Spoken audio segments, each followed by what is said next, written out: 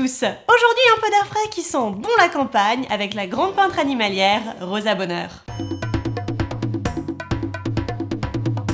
Rosa Bonheur n'a pas eu besoin de fréquenter les cours de peinture puisque c'est son père, professeur de dessin, qui lui a enseigné et a révélé son art. Cela lui permet, à 19 ans, d'exposer pour la première fois dans des salons et d'y remporter des prix. C'est notamment grâce à des tableaux comme Bœuf et Taureau, Race du Cantal qu'elle se fait remarquer, mais ce n'est pas avant son fameux marché aux chevaux qu'elle atteint vraiment la notoriété. Pourtant, cette dernière toile ne fait pas l'unanimité car elle semble trop inspirée des chevaux barbes de Géricault. Du coup, Rosa Bonheur expérimente, allant chercher du côté des moutons des sujets qui ne sembleraient pas trop inspirés.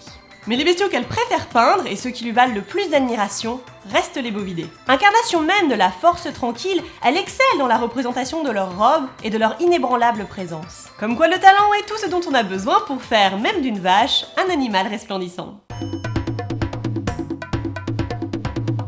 La peinture animalière, c'est tout un art, et plusieurs approches se développent, chaque artiste y allant de son style personnel. Certains préfèrent une approche exotique, avec une vision de l'énergie animale qui est bien sûr romantisée. D'autres se montrent lyriques, avec des couleurs et une patte dénuée de tout réalisme. D'autres encore font des animaux un prétexte à des scènes héroïques un peu lourdingues. Mais Rosa Bonheur, elle s'intéresse surtout à la structure anatomique des bêtes, ainsi qu'au rendu de leurs robes et pelages. Pour s'assurer du réalisme du résultat final, elle commence par réaliser des esquisses sculptées. Grâce à ces dernières, elle parvient à exprimer scrupuleusement le caractère propre de chaque espèce et de chaque race. Alors certes, on lui reproche ses couleurs, parfois jugées un peu faiblardes. Mais personne ne pourra reprocher à Rosa Bonheur son sens de la respiration et de la vie animale.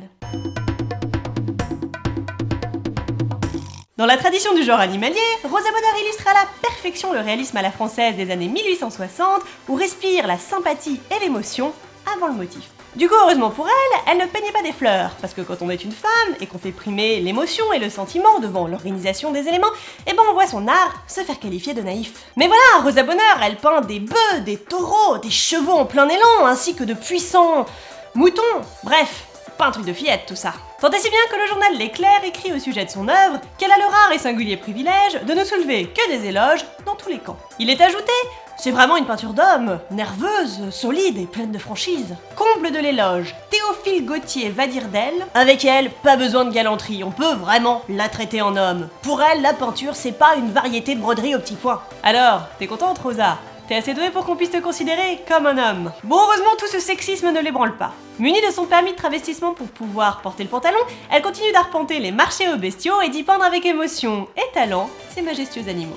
Et voilà qui devrait vous aider à mieux identifier et comprendre l'œuvre de Rosa Bonheur. Je tiens à préciser qu'aucune meupette n'a été blessée ou tuée pour réaliser cette vidéo. Et si elle vous a plu, je vous invite à la partager, à la liker et à vous abonner. En attendant, voici les résultats du quiz de l'épisode précédent sur Botticelli.